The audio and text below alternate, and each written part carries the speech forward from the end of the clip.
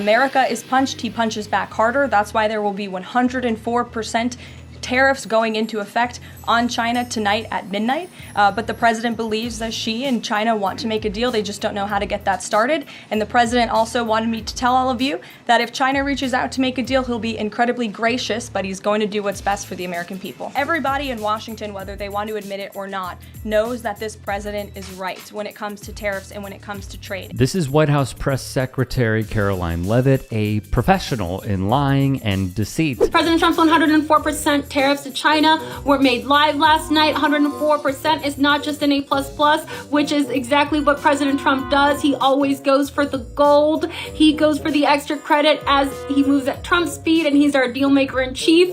But no, the 104% tariffs are symbolic because 104 is actually a fever that you need to be hospitalized for, and the only cure for that is not more cowbell, it is America. Meanwhile, on TikTok, comedian Lisandra Vazquez is showing the art of impersonation. Also yesterday, the president spoke with Japan's prime minister, who wants to negotiate as well.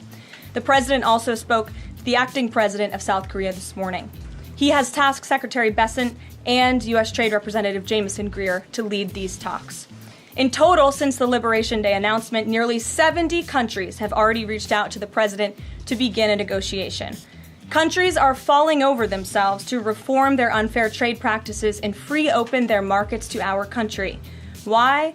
Because these countries greatly respect President Trump in the sheer power of the American market. I reiterate, a professional liar who only got the job because she is adequate enough to continue the grift for the current administration. President Trump has put a pause on the tariffs for 90 days in order to open negotiation between all of the countries that are lined out the door, and they're frankly obsessed with us.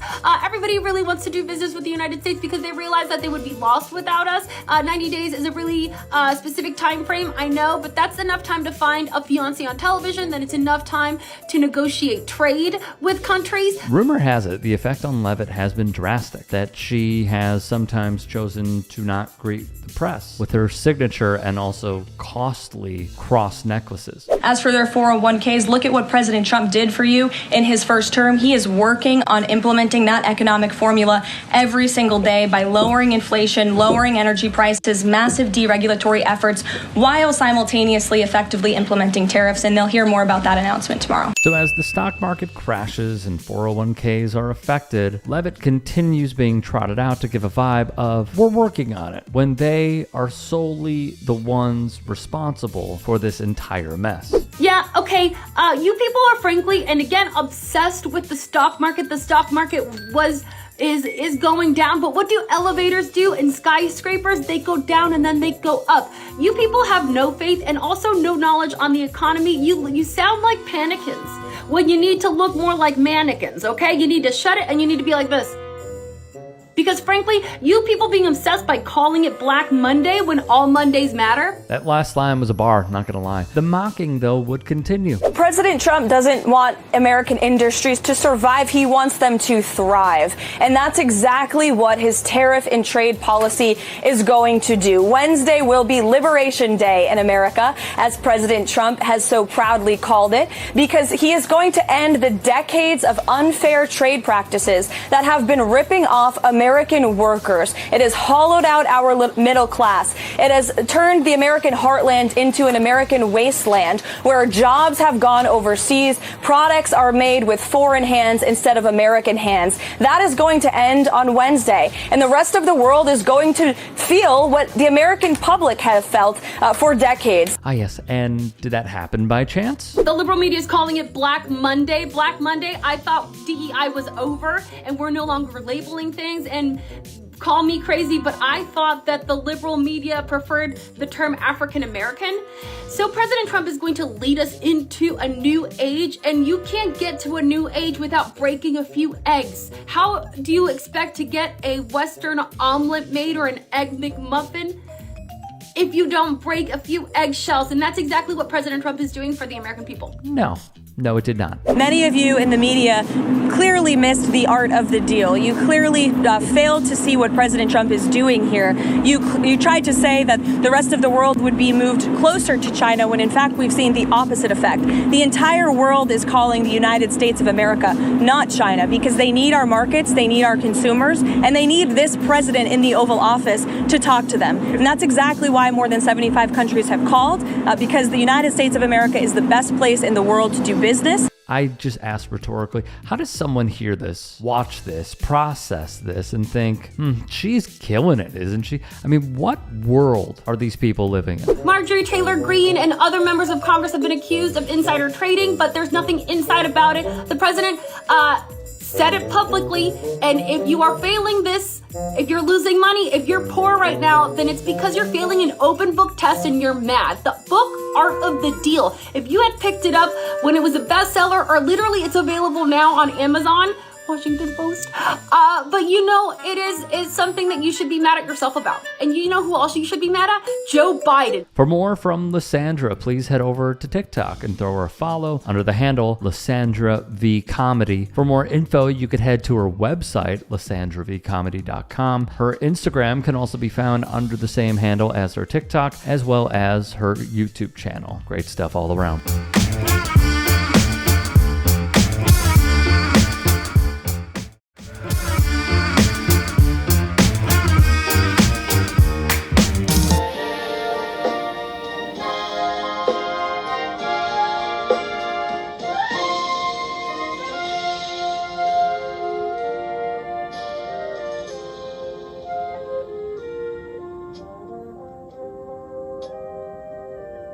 Incredible.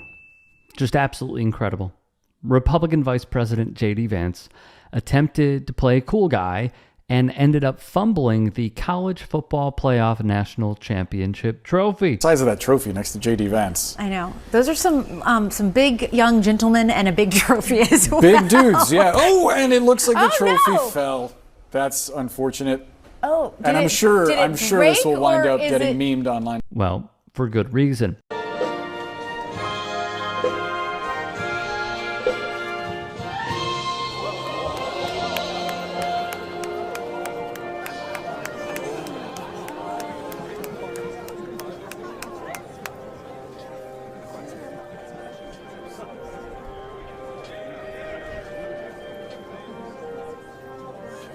The best part is the crowd reaction to all of this, and how Vance's team clearly did not take a minute or two to prep him and think of the dynamics at play here in front of his favorite team and alma mater, Ohio State.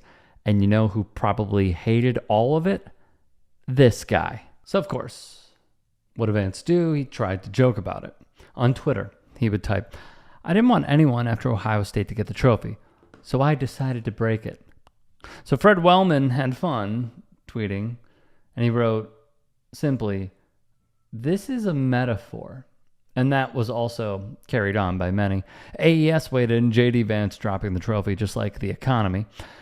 And from Brian Tyler Cohen, writing about the video, the Trump admin inheriting the Biden economy. Now, I want to be clear about something, because it was what we saw was misconstrued as if J.D. Vance broke the trophy. He did not break the trophy. He dropped part of it. And I know this because via collegefootballplayoff.com, they have a write-up of the trophy. Designed by Pentagram, the trophy was commissioned by the College Football Playoff for the new playoff era. The design features a focused football at the center of the base that rises to form an actual size ball. Standing at a total height of 3 feet, the trophy and base, right here, pay attention. To anybody thinking he broke it, pay attention. The trophy and base are two integral but separate pieces. So the trophy may be lifted up independently when it is awarded each year following the national championship game. And I have even seen tons of photos from Ohio State's football team to Michigan's football team and others where you'll have the quarterback of the team, let's say, after they have won the national championship, holding up the gold portion of the trophy. So I just want to beat this drum, okay? Because we have to correct the record for many people who are chiming in online saying that he broke it. He did not break it. There could be potentially, haven't investigated, a part broken on the base. But overall, him separating the two was intended.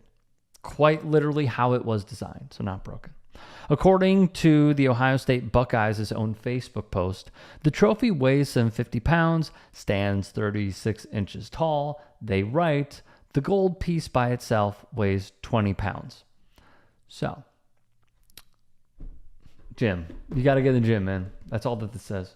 You got to get in the gym. A big shout out should go to head coach Ryan Day and running back Travion Henderson as they assisted Vance in reassembling the trophy. Because yes, that is what you can do when you separate those two pieces. You reassemble it. During the event, Vance would spot a fan with a Michigan cap on and say, quote, I don't know who let the guy over in the corner here in a Michigan hat into this celebration, but I'm about to tell the Secret Service, you've got a dangerous weapon, sir. This actually reminds me, on the campaign trail, he showed how unfunny he was. It is the weirdest thing to me. Democrats say that it is racist to believe, well, they say it's racist to do anything. I had a Diet Mountain Dew yesterday and one today. I'm sure they're going to call that racist too, but it's good. I love you guys. Still, the jokes kept pouring in from folks online. One user would quip, Ohio State's college football national championship trophy knows that J.D. Vance's soul is not worthy, and thus he's unable to lift the trophy without breaking it. It's good. Of course, there have been other moments where trophies have fallen apart. This is not new. From the Times, in 2006, after Maria Sharapova won the U.S. Open, the top of the trophy would pop off when she hoisted it above her head. Then, as Real Madrid celebrated their victory in the Copa del Rey over rival Barcelona, a player dropped the trophy from the upper level of an open double-decker bus, which ran over the cup and smashed it into pieces. I believe we covered that years ago. Another example, 2 years ago, at a ceremony after the Hungarian Grand Prix, Lando Norris slammed a bottle of wine on a table, sending the trophy of the race winner, the legend, Max Verstappen, tumbling to the ground. Hey guys, quick break in the action. I have a new show coming out called The Rick Strom Show. It is going to be awesome. I'm interviewing musicians, athletes, producers, writers, journalists, authors, sports doctors. Go check it out at youtube.com/@TheRickStromShow. Also be sure to throw me a follow on Instagram, Threads, Blue Sky. It can all be found in the description box below. Thank you. So I want to be very clear about this. It can happen. It will probably happen again. It just couldn't have happened to a nicer guy. I think that should be our takeaway. I also think, like, teams can choose whatever they wish. And thinking how all of this started with Reagan is really interesting to me, because this is a tradition that has been upheld and continues being upheld. But I will double down on something that I said previously, and it is this. J.D. Vance's team really failed him here. And that's not to say that you could lay the blame on Vance. You easily can. I'm not going to stop you if you do that. But I will tell you, members of his staff were lambasted because they did not prep him. The last thing you want to do is make national headlines, and even sometimes outside of, in this case, it's very niche sports, with this sort of trophy and this sort of team in that sort of sport at the collegiate level, which shows so much about our sports in this country. But this is the last thing that you want to do. So there will be a verbal smackdown of sorts. And I guarantee you that after all of this, they will learn their lesson, because it's inexcusable to prep it.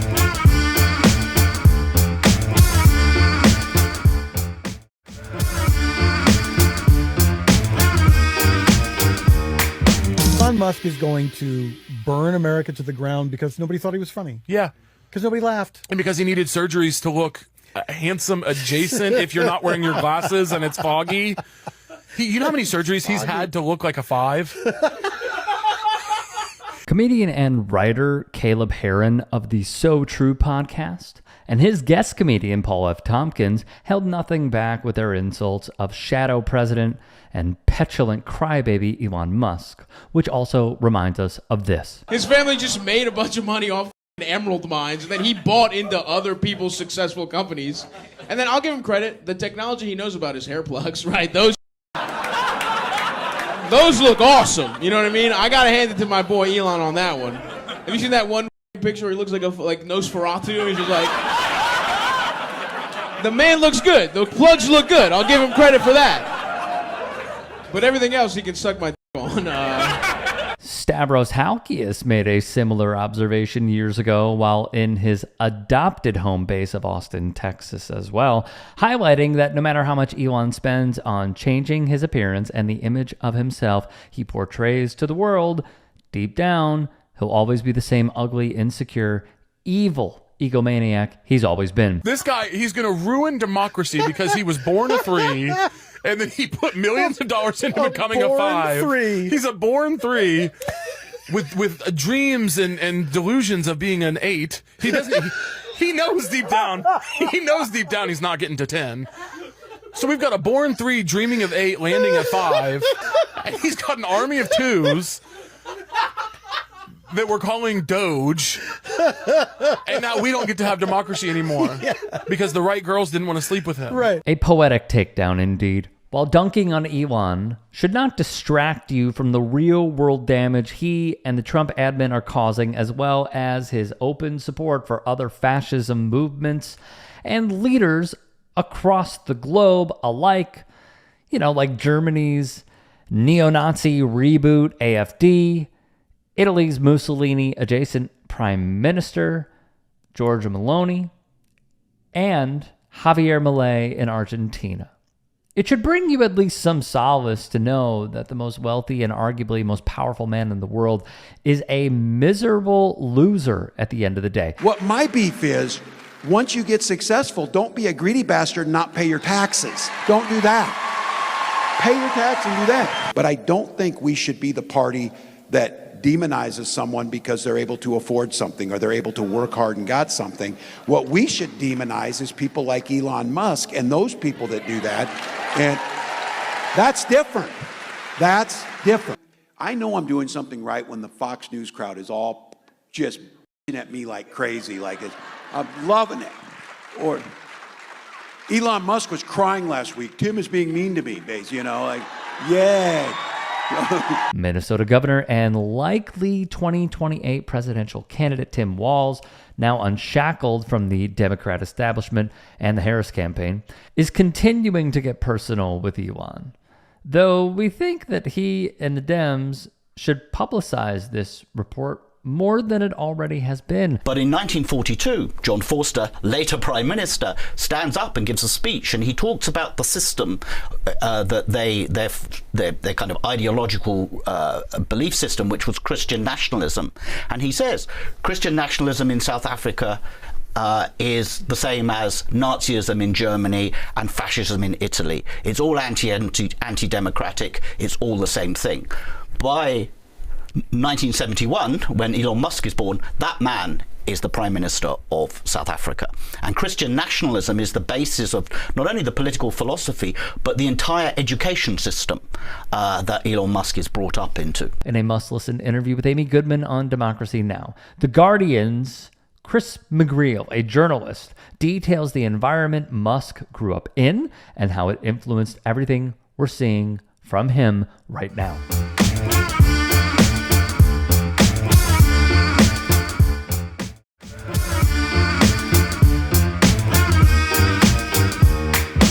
Was the grandfather of Elon Musk on the record in his support for Forster? Well, he was certainly on the record in his support for apartheid.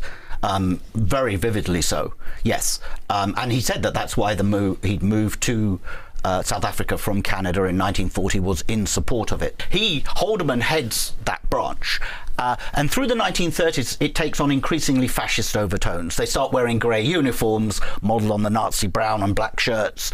And so when Canada declares war on Germany in 1939 alongside Britain, the movement is banned because it's clearly sympathetic to Hitler. Then Haldeman is arrested. Elon Musk's grandfather. Elon Musk's grandfather is arrested. They find documents sympathetic to the Nazis and other subversive documents inside his house, and he is sent to prison for a few months and then remains on essentially a subversion watch list for the rest of the war. Yeah, so he's basically regarded as a Nazi sympathizer, a fellow traveler. Info like this is exactly why you can't dismiss and downplay Elon's Nazi salute at Trump's inauguration. He lived in an environment that reinforced the false idea that oppressing others based on their identity is not only beneficial to him and his family, but necessary to get a leg up in the world and protect his class position. Hey guys, quick break in the action. I have a new show coming out called The Rick Strom Show. It is going to be awesome. I'm interviewing musicians, athletes, producers, writers, journalists, authors, sports doctors. Go check it out at youtube.com/@TheRickStromShow. Also be sure to throw me a follow on Instagram, Threads, Blue Sky. It can all be found in the description box below. Thank you. You have people like Musk and Thiel who have done very well and whose parents did very well out of the apartheid system, who deny responsibility for it. They blame it on the Afrikaners, they blame it on a government, extreme right-wing government.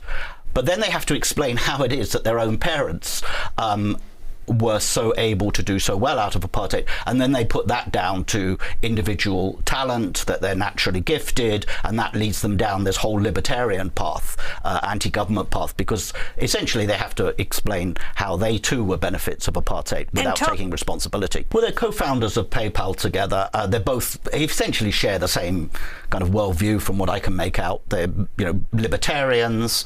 They're very opposed to any kind of DEI. You've seen there a deep hostility to DEI. I think Thiel buys into the same message about anti-white, the war on white people in South Africa that South African white groups like AfriForum have been pushing in the United States. So I think that philosophically they're very similar, and obviously they have a very close relationship. It's hard to put into words just how disturbing it is to see the products of apartheid like Musk, PayPal's Peter Thiel, and Trump's AI czar David Sachs trying to dismantle our government and reshape it in their image with technocrats like themselves holding all the levers of power. We encourage you to watch the whole interview at the link in the description box below to fully connect the dots between apartheid, American oligarchy, and Donald Trump. And while all of this is going on in the background, our elected officials are getting caught saying anti-democratic garbage like this. Anticipated turnout. Well, we thought it would be 12, but it looked like it might be 18%. That'd be huge for us.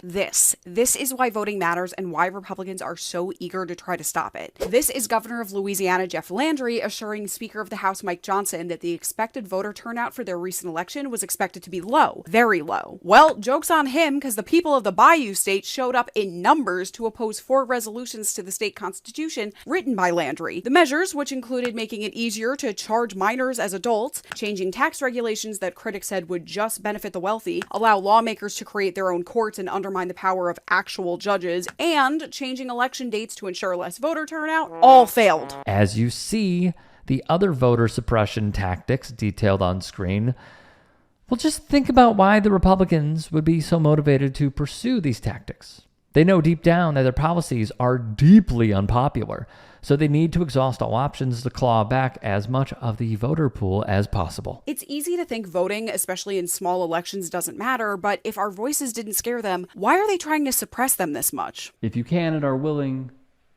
please become a paid member here at TYT Sports. And or go to tyt.com/join. In addition, you can follow me on Twitter, Instagram, and TikTok. Appreciate it. Have a great day.